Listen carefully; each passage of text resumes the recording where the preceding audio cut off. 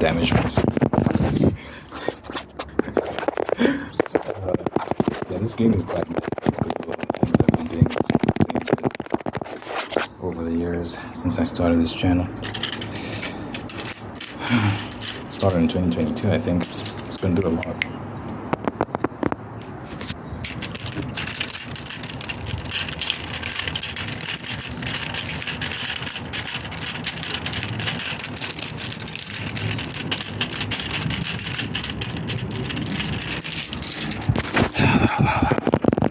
Hi. Hope you're well. Hope you're well. Hope you're swell. Hope you're wavy. Hope you're gravy.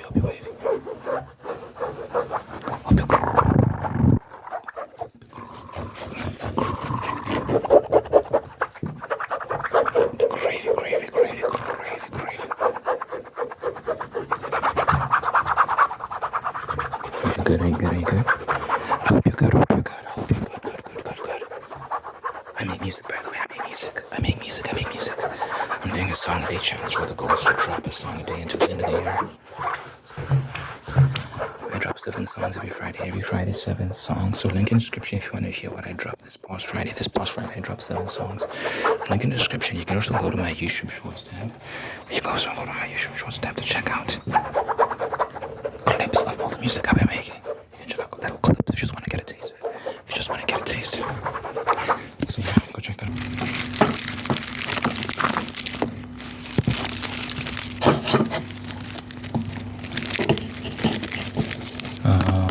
I was thinking about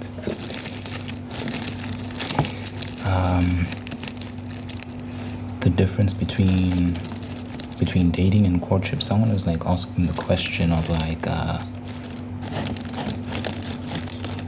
when you're going on dates with someone, should you or should you not stop talking to other people? So for example, if like I'm interested in a girl and me and her start going on dates, should I keep talking to other girls? Should she keep talking to other guys? And my answer to that question is no, you should not. Because think about it. It's essentially like I was playing X's and O's with someone. I might have been playing by myself. I've been known to do that.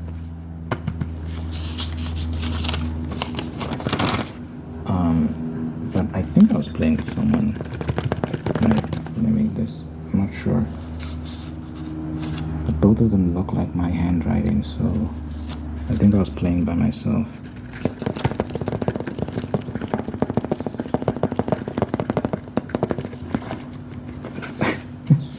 Anyway, what was I even saying? Oh yeah, it's like when you're out here dating around, it's like you're kind of sampling products, and you're comparing the people you're seeing to each other, right? Which I don't think it's a healthy practice, because then it's like instead of just judging that person by their own merits, what's happening is you're like, how does this person compare to the last person I went on a date with, or this other person that I'm seeing, or this other person. You know what I'm saying? It becomes this game of comparison. So that's one thing. Another thing is, I don't like the idea that you and you'll be having some intimate discussion, getting to know each other, talking, sharing deep moments. Then you're going maybe the next day or maybe a few days after that and having that with someone else. Even though we're not official in that moment and we're not like, we're not that close, it's still like, it still seems strange to me that you can be that intimate with someone and then just go do that with someone else, or basically immediately afterwards. It's like, I don't know about all that. And just as a model, I don't think it's very effective. It's like you're dating around and trying out different prospects.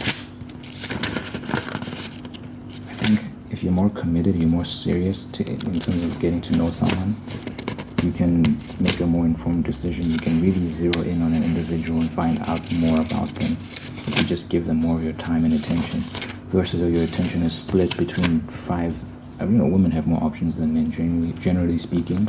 So if you're a lady, you're splitting your attention between like several guys. I don't know how many guys a girl will be talking to at a time, especially if she's like an attractive woman who a lot of men want. She could be talking to 5, 6, 7, who knows how many guys at once. And they're all kind of fighting for her attention. I hate the idea of that. I don't want to engage in that. I've never liked that. You can always tell when a girl is talking to some other guy besides you. You can always tell. And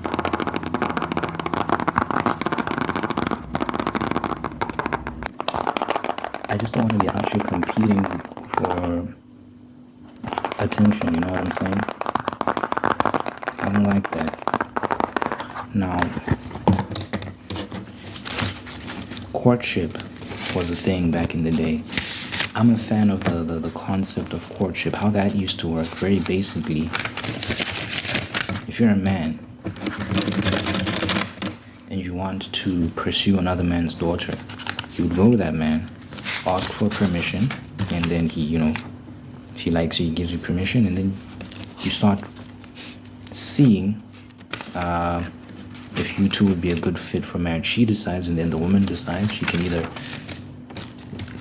approve or disapprove of you, and if she says yes, then you get married. If she says no, you don't get married. And the courtship period wasn't as long as the dating period. This is why I say dating is inefficient. Because these days people date for like 5, 6 years, get married, then get divorced anyway. So it's like, what is that all for? Like, we need to get to know them. We need to.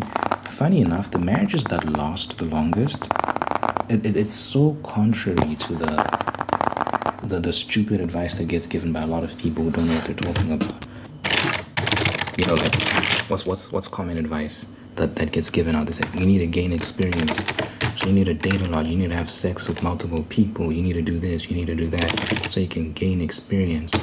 All that does is it clouds your judgment. It builds up this paradox of choice in your mind, and it also messes with your brain chemistry because your brain releases bonding hormones during sex, making it harder to bond to individuals as you continue to engage in premarital sex. You have multiple sex partners, and so this is established. This is it's called pair bonding, and it exists in other species besides humans. Sex literally bonds you to a person. So when you're having sex with multiple people, obviously that's not a great thing. If your goal is long term, your ultimate goal is a long-term relationship. So all that advice that gets thrown out there is contrary to what has been observed in terms of what establishes a healthy, long-lasting marriage. So 2 virgins who, they get married young, they have children, who are more likely to stand the test of time, are more likely to stay together than these people that have been having multiple sex partners, gaining experience, figuring out what they like, have been dating for 6, 7 years, and still end up getting divorced anyway.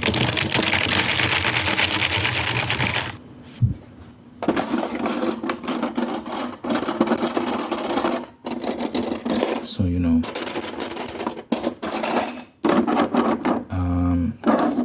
when I think of courtship, I think it's a great idea because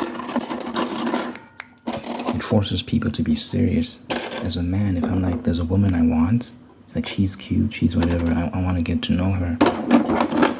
I approach her, whoever is looking after her father, her mother, whatever guardian she has, I'm like, yo, please have permission to court your daughter. Then we go on dates, we have conversations, and then over the next few months, she can decide if I'm a good fit for her. It doesn't take long to get to know someone. People think you need 1 year or 2 years, 3 years, 4 years. You don't need that much time.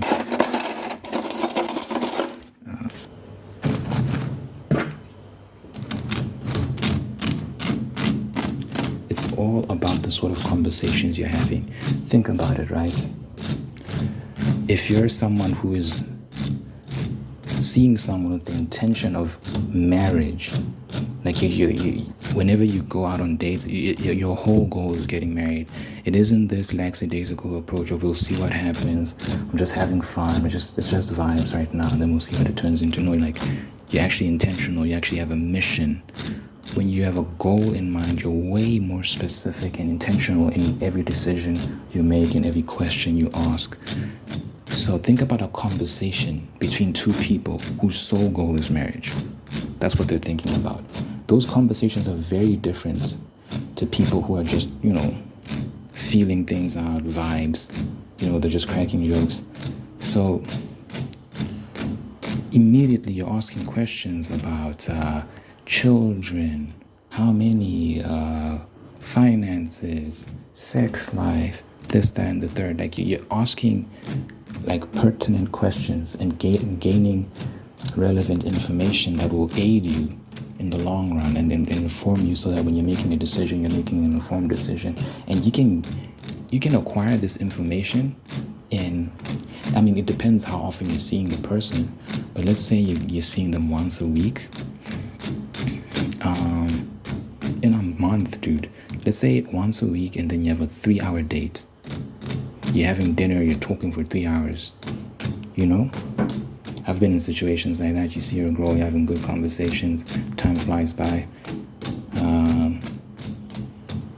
If you're fortunate enough to see her multiple times a week, if your schedules allow it, oh my God, that's even better. You can reduce a month to maybe a few weeks. And then you look at the information you've aggregated. You can say, I'm going to give myself 2-3 months of seeing this woman, it's not really about time frame. It's more so like once you've acquired the information you feel is relevant and you think you've acquired enough information, then you can decide as a couple. And it's up to the man really to really take that step forward, because girls will be hesitant and they usually wait for the guy to make a move anyway. So as a man, I think it would be important for you, once you feel like, okay, I think we've done enough work here, will you marry me? It's up to you. Obviously you have to be smart and read the room and see, maybe I need to spend more time. I don't think she's ready yet, but yeah, develop a sense for these things. And then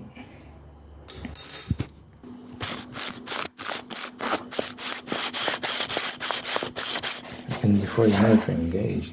I think women would be a lot happier with an arrangement about it. It keeps men accountable. It keeps men from running around.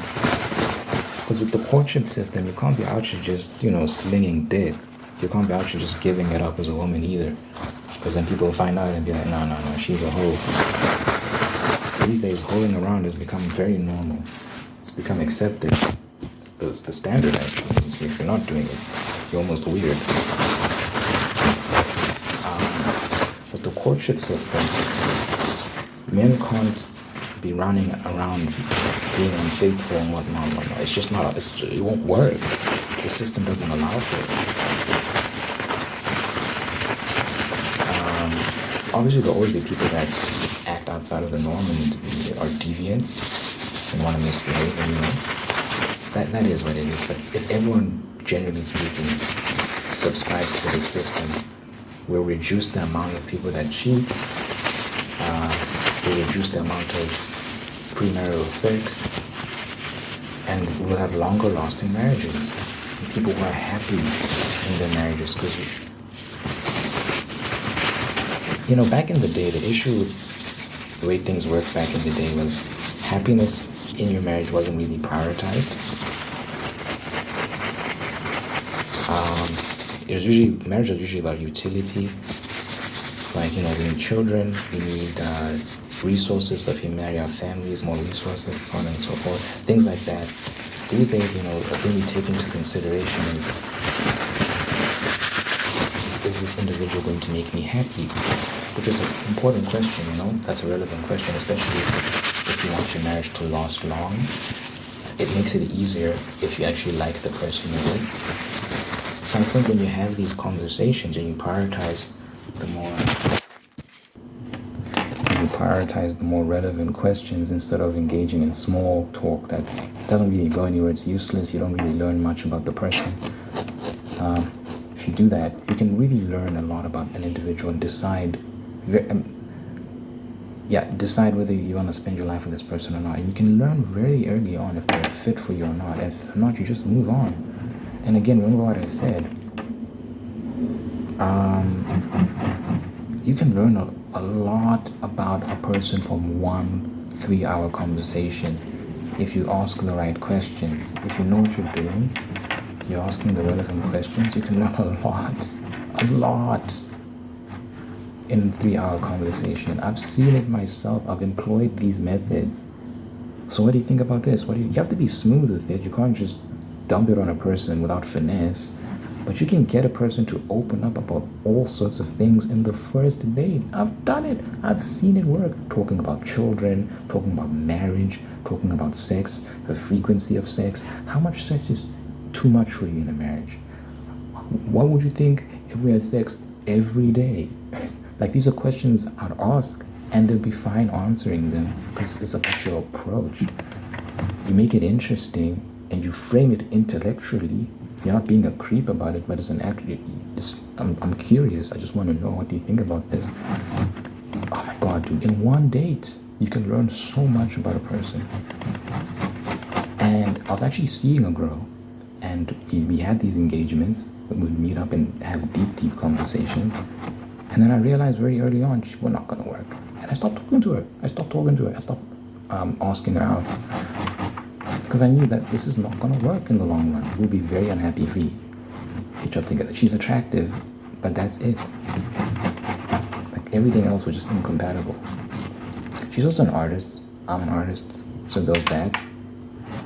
And she's been there for me in certain situations. So it's not that there was nothing there, but the important, very, very important things in terms of ideas about, for example, she thinks cheating is inevitable. She thinks men are just going to cheat no matter what.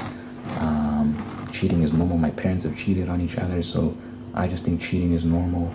And my request is that you just like you never let me find out and things like that. And she's a bit promiscuous as well, and she's into spiritually, we're not aligned because she's into all sorts of weird stuff, tarot cards and all this other stuff. I'm a Christian, so it's different. We're different in that regard, and we weren't gonna work. But I learned all this through discussion after discussion. When we're driving in the car and she's sitting next to me, we're still talking, and we're talking about like serious things. We're having like an actual debate about, does premarital sex affect marriage in the long term? And I was explaining all the stats to her, all the statistics, and the science behind it, and the brain chemistry, and the this and the that. She was still disagreeing because women can never admit when they're wrong. But anyway, we had these discussions, and I just knew, like, it would be very stupid or very dumb if I committed to this girl. And I learned that very quickly. Oh my God, guys. It was so quick. So I think people need to be taught this. I think your parents should teach you this. I want to have these conversations with my kids. When I have kids, so if I have sons and daughters, it's like a conversation I'll have when maybe they're around 16. I think that's the appropriate age to start being interested in stuff like dating and whatnot. Around 16 and whatnot, if they are interested in someone at that age, I'll be like, let me meet them. Who is this person? Let me meet them. Bring them over. Maybe the parents can come as well, so we can know who the parents are, because that's important. And then we can facilitate get-togethers, and they can come over for dinner, and then I can hear, like, if my daughter's interested in a guy, I can say, let me hear the young man speak. I want to see if he has a brain. I want to hear him talk about things. I want to ask him about this and about that. I want to see where his head is at. And then we develop a relationship, and then we can even have situations where it's just I can picture a situation where I'm with the young man by myself, but I can't picture a situation if it's a daughter with someone else. Like as if it's a girl, I'm hanging out with her by myself. That's a bit weird. But if my daughter's interested in a guy, I can hang out with him by myself. Me and him can just do things together, so I can really get to know him. Because obviously it's my daughter. I can't just give you my daughter and then I don't know who you are. But when you involve yourself as a parent,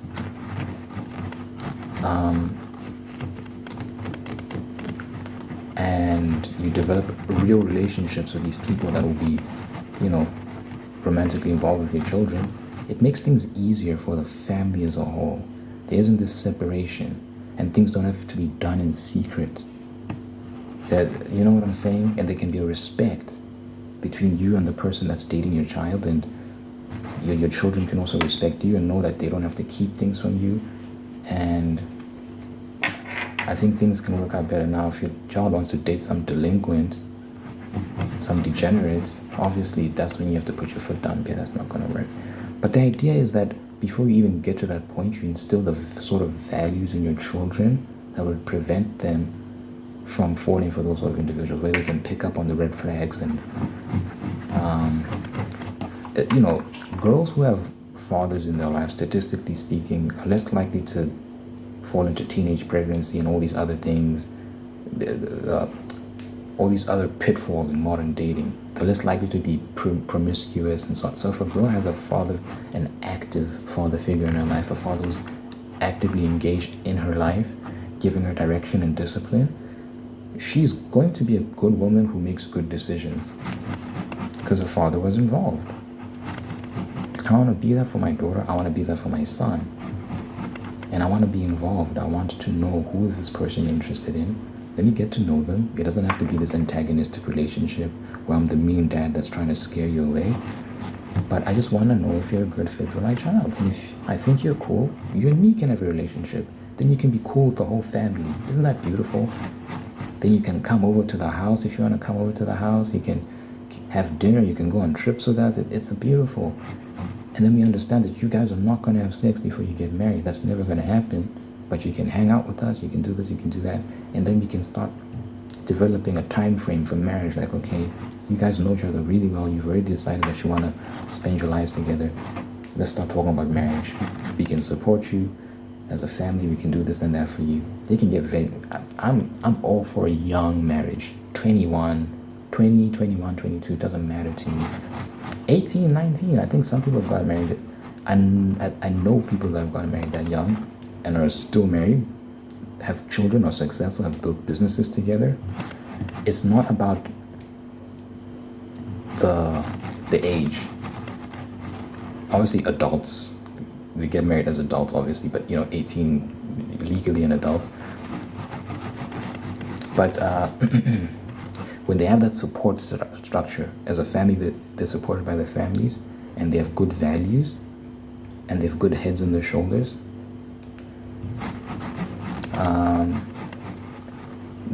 I see no problem with that, and there are examples of that working. It's all about the structure in which this is happening that makes it conducive for success. So some people might disagree with that. You run your family how you want to run your family, I guess. But just look at modern society and how it works now. Marriages do not last. It's a joke. People get divorced every other day. They have divorce parties now. That's the thing. People cheat on each other all the time.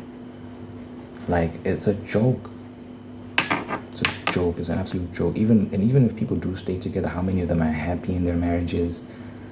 I just think the way we're going about this is wrong.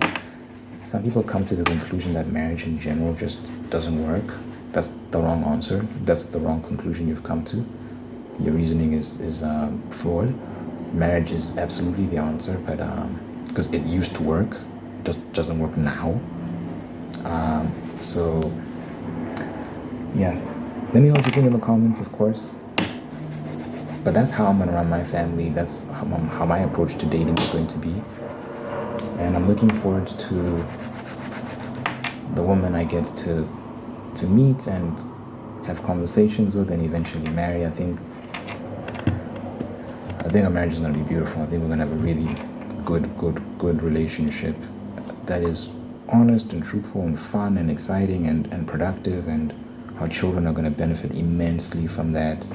They'll get to see two people love each other sincerely and know what love and know what a good marriage looks like. And it's not by accident, it's very intentional, strategic. There's things that work and things that don't work, and you have to be smart enough to discern between the two. Yeah, like I said, let me know what you think in the comments. Dear God, thank you for this individual watching this right now. Thank you for making them whole and unique and guide them on a path towards peace, prosperity, and purpose. Thank you for blessing this individual. Good people in their life who love them and take care of them, bring the best out of them. Thank you for maintaining the ones that are there to do the same thing. Thank you for blessing this individual with a spirit of gratitude so they can give thanks for all the wonderful things in their life. Just be aware of all the good things they have, and by giving thanks, they can find peace and contentment and attract even more blessings. Let your presence be felt in this individual's life so they know that you're God, that you're real, that you're loving them, that you're taking care of them. Good health, long life, and happiness over this individual and everyone they care about. In your mighty name I pray. In Jesus' name I pray. Amen. Amen.